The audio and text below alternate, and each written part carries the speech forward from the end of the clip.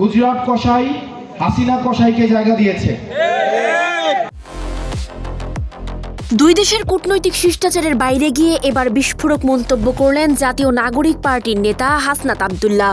ভারতের ভূমিকা নিয়ে প্রশ্ন তুলে তিনি বলছেন, বন্ধুত্ব নয়, ন্যায্যতার ভিত্তিতেই হবে সম্পর্ক।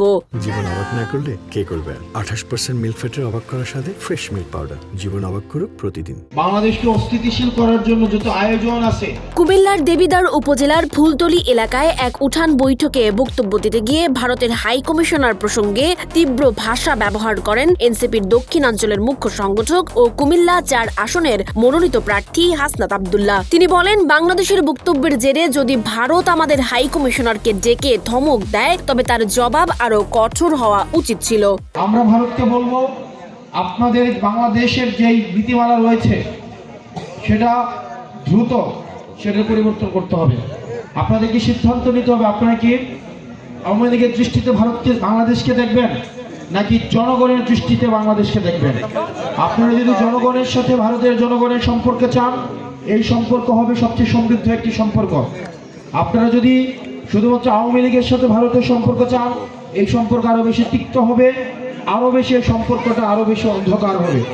সেজন্য ভারতকে বলবো, আপনারা জনগণের সাথে জনগণের সম্পর্ক করুন।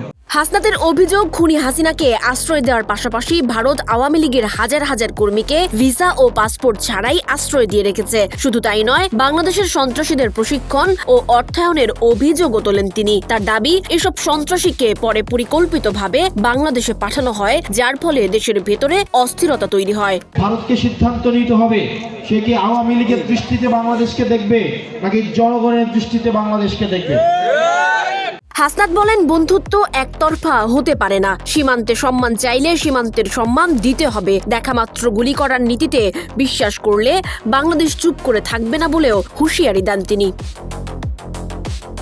উঠান বৈঠকের ওই বক্তব্য ঘিরে স্থানীয় রাজনীতিতে শুরু হয়েছে তীব্র আলোচনা, যার প্রভাব পড়তে পারে আসন্ন নির্বাচনী মাঠেও। সানজিদা আফরিন, সোনিয়া, নাগরিক, প্রতিদিন।